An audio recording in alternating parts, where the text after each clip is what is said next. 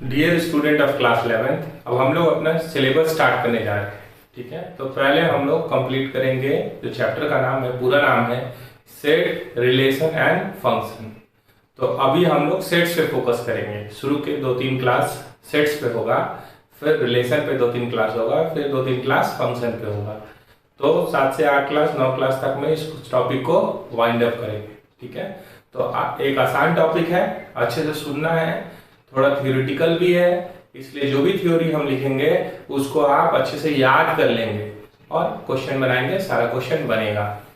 पहले focus NCERT पे करेंगे, एनसीईआरटी आर एस अग्रवाल, और फिर आपको एक असाइनमेंट जो दिया जाएगा उसको भी बनाने का कोशिश करेंगे शुरू से ही। ठीक है, ये बहुत आसान सा टॉपिक है, सिर्फ थ्योरेटिकल कुछ बातों का ध्यान रखना है। तो स्टार्ट करते हैं सेट्स। तो सबसे पहले डेफिनेशन आ रहा है कि सेट क्या होता है। तो सेट बेसिकली कलेक्शन है, collection of well defined objects. अब ऑब्जेक्ट्स में यहाँ पे एक वर्ड है वेल डिफाइंड, इस पर ध्यान रखना है। वेल डिफाइंड को कैसे कंक्लूड करेंगे। ठीक है, तो पहला लाइन क्या है, सेट क्या होता है, collection of well defined objects. जैसे अगर हम आपसे बोले कि solution of x square minus 5x plus 6 is equal to 0, इसका बात बोले, इसका कलेक्शन करने के लिए बोले, तो आप इसको सॉल्व करते हैं। मिडिल टर्म फैक्टराइजेशन किए तो क्या मिला, x minus 2 x minus 3 is equal to 0, x minus 2 is equal to 0 या x minus 3 is equal to 0। फिर क्या मिला, x इज इक्वल टू 2 और x इज इक्वल टू 3। तो इसको आप लिखिएगा x इज इक्वल टू, इसका जो सॉल्यूशन का सेट है इसको कैसे लिखेंगे, कर्ली ब्रैकेट में लिखेंगे। जो x का वैल्यू आया उसको किस में लिखेंगे, कर्ली ब्रैकेट में लिखेंगे। एक एलिमेंट लिखे, फिर कॉमा लिखेंगे, फिर दूसरा एलिमेंट लिखेंगे, और अगर एलिमेंट होगा तो तीसरा। तो इसका सॉल्यूशन सेट क्या होगा, सॉल्यूशन सेट क्या होगा, 2 और 3। तो कैसे लिखना है सॉल्यूशन सेट को, अगर हम S कैपिटल S बोल रहे हैं, यूजुअली सेट का नाम जो देंगे वो कैपिटल लेटर से देंगे। पहला लाइन क्या है, सेट का नाम जो देंगे, इसके सॉल्यूशन सेट को अगर हम कैपिटल S बोल रहे हैं तो इसका सॉल्यूशन सेट क्या हुआ, कर्ली ब्रैकेट 2, 3। यहां पे the name of we use capital letters for naming sets. Set का नाम देने के लिए हम लोग कैपिटल लेटर्स यूज करते हैं। दूसरा लाइन है यहाँ पे, order is insignificant. Order is insignificant. Insignificant का मतलब क्या होता है, ऑर्डर इंपॉर्टेंट नहीं है। अगर कोई इसको 3,2 भी लिखता है, कोई छोटा बड़ा असेंडिंग डिसेंडिंग का कोई कहानी नहीं है। यहाँ पे आप 2,3 बोलिए, हाँ, और अगर कोई रिपीट करके भी लिख देता है, जैसे ये 2,3 बोला है, आप अगर ऐसे भी लिखते 2, 2, 3, 3, तो ये वेस्टेज ऑफ एनर्जी है, वेस्टेज ऑफ रिसोर्सेस है, ऐसा बोल सकते हैं। क्यों, अगर आप इसको कंक्लूड करेंगे तो फिर से आपको क्या समझना है, this is equal to nothing but 2,3। अगर कोई रिपीटेड टाइम्स लिख भी रहा है तो उसे सेट में कोई फायदा नहीं होता है। ठीक है, we write distinct element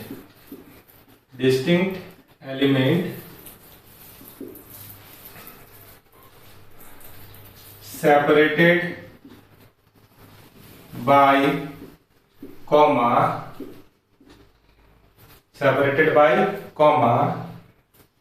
in curly bracket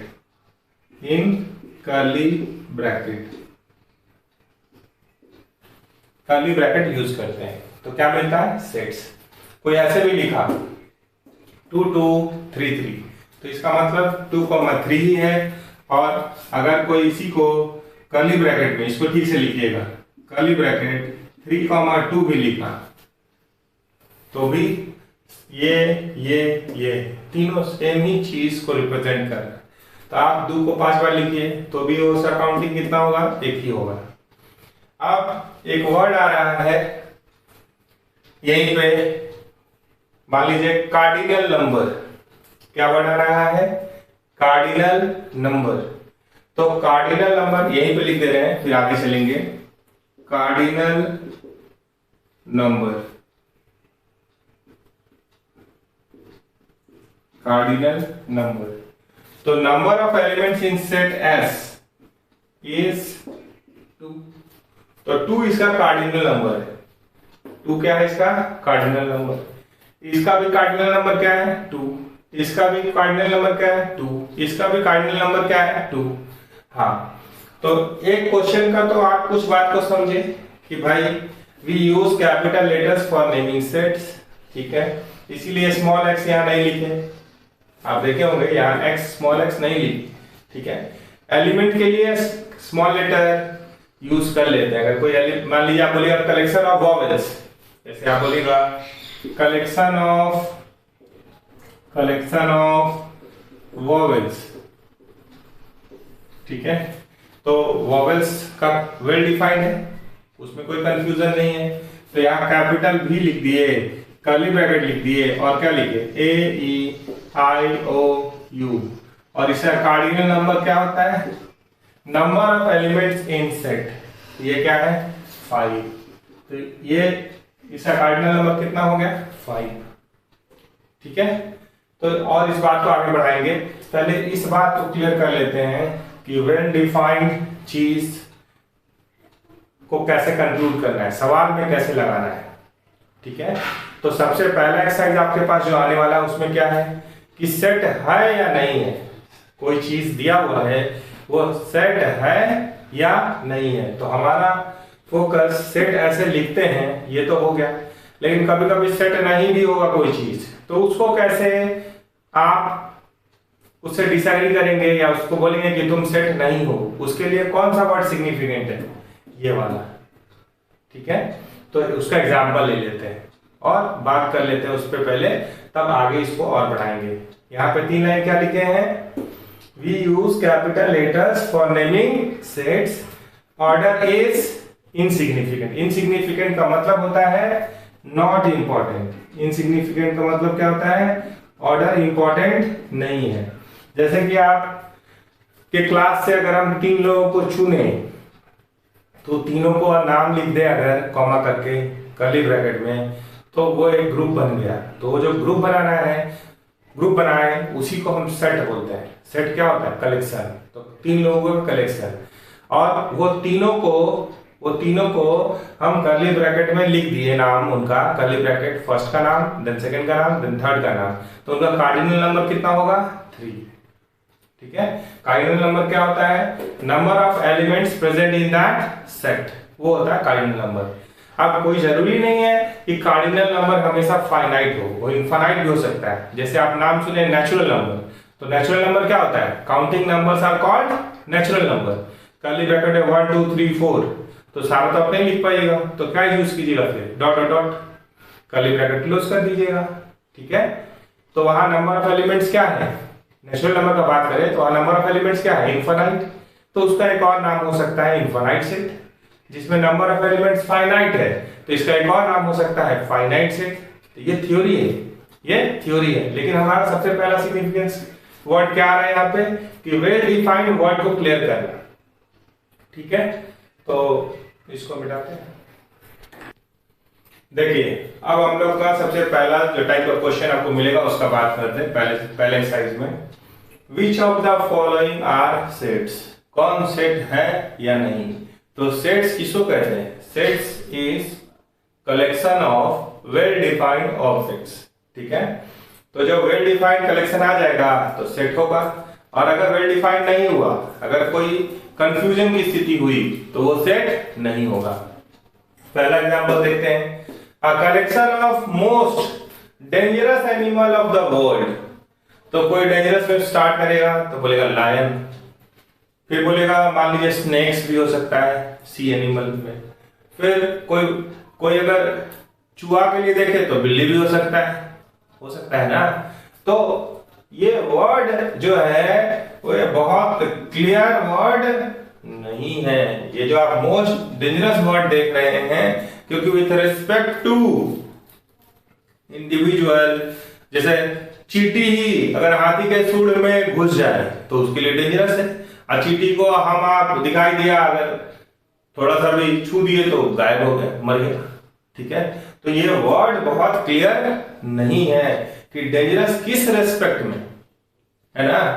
अगर आप बोलते स्नेक्स का ही बात करते और बोलते पॉइजनस के रिस्पेक्ट में, आप कोई सांप ऐसा है जो पकड़ के किसी को क्रश कर देता है, तो ये रिलेटिव किस हिसाब से बात हो रहा है ये बहुत क्लियर नहीं हो रहा है, कंफ्यूजन की स्थिति बन रही है। क्यों?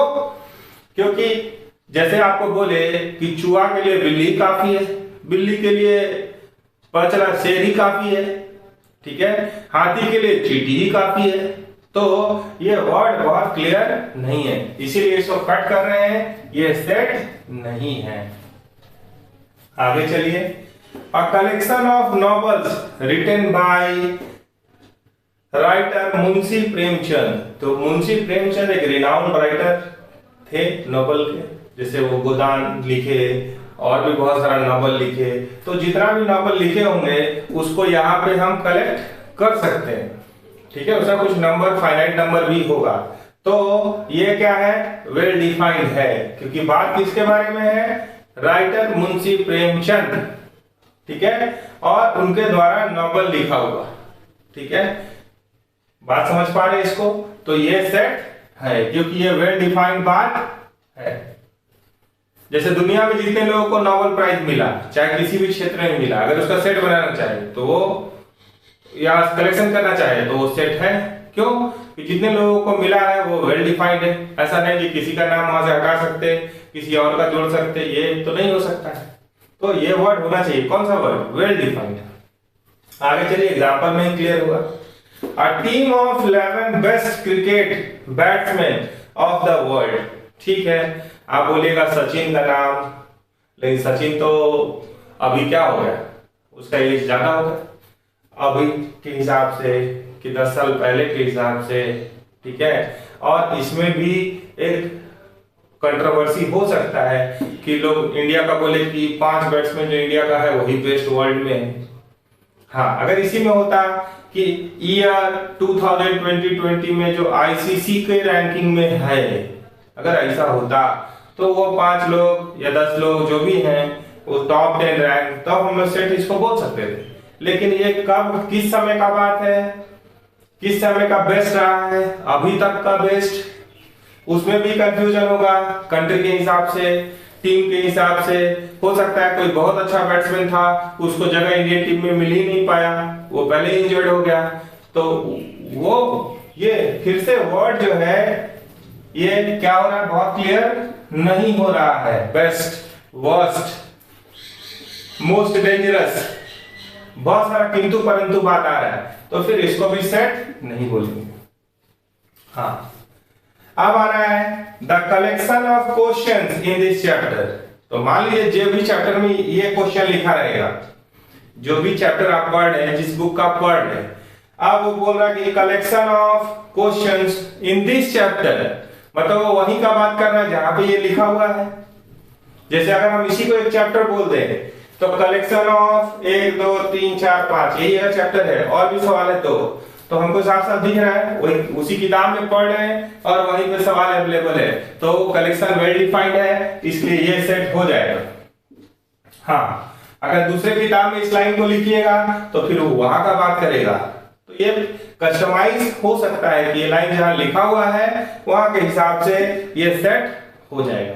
तो आगे बढ़िए, the collection of 10 most talented writers of India. तब 10 मोस्ट टैलेंटेड, ठीक है, तो कोई कॉमेडी लिखता है, कोई बहुत सीरियस स्टोरी लिखता है, कोई जनरल स्टोरी लिखता है, सबका कुछ मोटिवेशनल लिखता है, तो किसके रेस्पेक्ट में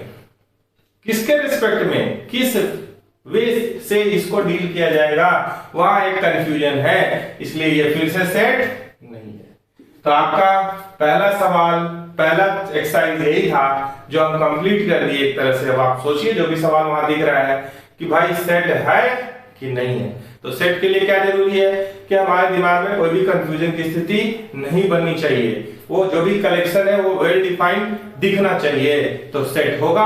और अगर वेल डिफाइंड नहीं दिख रहा है, कुछ कंफ्यूजन की स्थिति जनरेट हो रही है, talented, worst, dangerous, most dangerous, ऐसा कुछ बोले, तो वो सब वेग वर्ड है, ये सबको बोलते हैं वेग वर्ड, भ्रम उत्पन्न करने वाला।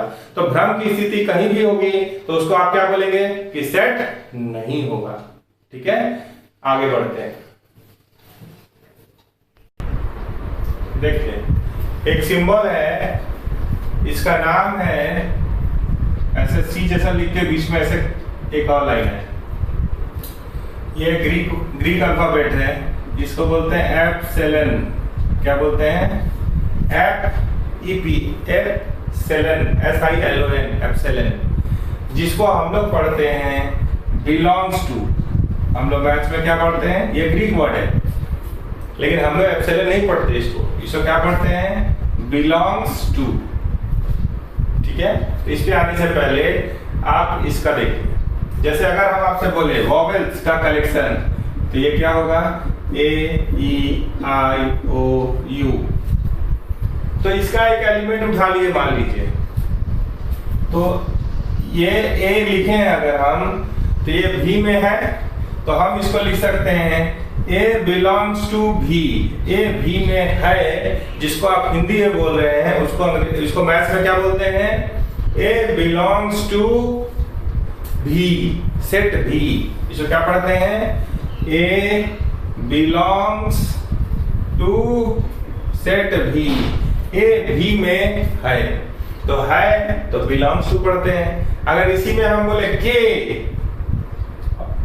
और भी, तो के भी में है क्या? नहीं, तो इसको कैसे लिखेंगे?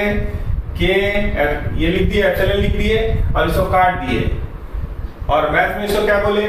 के नॉट बिलोंग्स टू भी। ठीक है, तो इसको कैसे लिखेंगे? के क्या पढ़ेंगे? नॉट बिलोंग्स टू भी, के भी में नहीं है। तो अगर है तो एप्सिलॉन डालेंगे, अगर नहीं है तो एप्सिलॉन को काट देंगे। मतलब एप्सिलॉन का मतलब क्या है? Belongs to. एप्सिलॉन का मतलब हमको क्या समझना है? Belongs to. तो यहाँ ये एग्जांपल ले लेते हैं, इसको अलग रखिए। ए में है 1 2 3 4 5 6, insert the appropriate symbol belongs to और not belongs to in the blank space।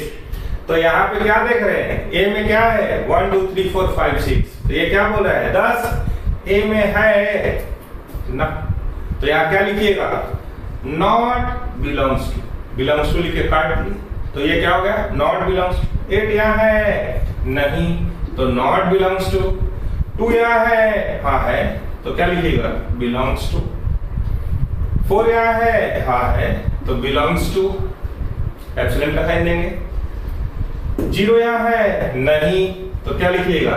Not belongs to. तो ये 1 मिनट का बात है, बिलोंग्स टू या नॉट बिलोंग्स टू, मतलब वो वहां है तो बिलोंग्स टू लिखेंगे, नहीं है तो नॉट बिलोंग्स टू। ठीक है, तो ये हो गया।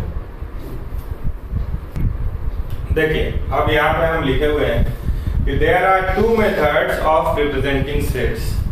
सेट्स को रिप्रेजेंट करने का 2 तरीका है। एक जो अभी थोड़ी देर पहले भी आप देखे थे, कर्ली ब्रैकेट लिखते थे, एलिमेंट लिखते थे, और वो सब के बीच में क्या होता था? Separated by comma. ठीक है, तो यहाँ पे एक फॉर्म का नाम है रोस्टर फॉर्म। क्या नाम है? रोस्टर और टेबुलर फॉर्म। यहाँ डायरेक्ट एलिमेंट लिस्ट होता है, डायरेक्ट एलिमेंट लिस्ट होता है। जैसे आप बोले collection of vowels in English alphabet, तो हम कर्ली ब्रैकेट में लिख दिए A comma E comma I comma O comma U, curly bracket close कर दिए। तो उस रिप्रेजेंटेशन को क्या बोलते हैं? एलिमेंट लिस्ट डायरेक्ट अवेलेबल है, उसको क्या बोलते हैं? रोस्टर फॉर्म या टेबुलर फॉर्म। तो सेट बिल्डर फॉर्म किसको बोलते हैं? दूसरा फॉर्म होगा सेट बिल्डर फॉर्म। तो सेट बिल्डर फॉर्म जब भी बात होगा तो एक सिंगल प्रॉपर्टी होगा, एक कॉमन प्रॉपर्टी होगा जिसको सेट का, उस सेट का सारा एलिमेंट सेटिस्फाई कर रहा होगा और बाहरी उस बात को सेटिस्फाई नहीं कर रहा होगा। तो उसको अच्छे से लिख दिए, all the elements of the set possess a single common property, ये भी इंपॉर्टेंट है, which is not possessed by any element outside the set। कैसे लिखना होगा? इस कॉमन प्रॉपर्टी को ऐसे लिखना होगा जैसे अगर मान लीजिए आपसे हम बोले, एक मिनट के लिए यहाँ पे अगर हम बोले कि एक प्रॉपर्टी यहाँ पे लिखेंगे, कैसे लिखेंगे?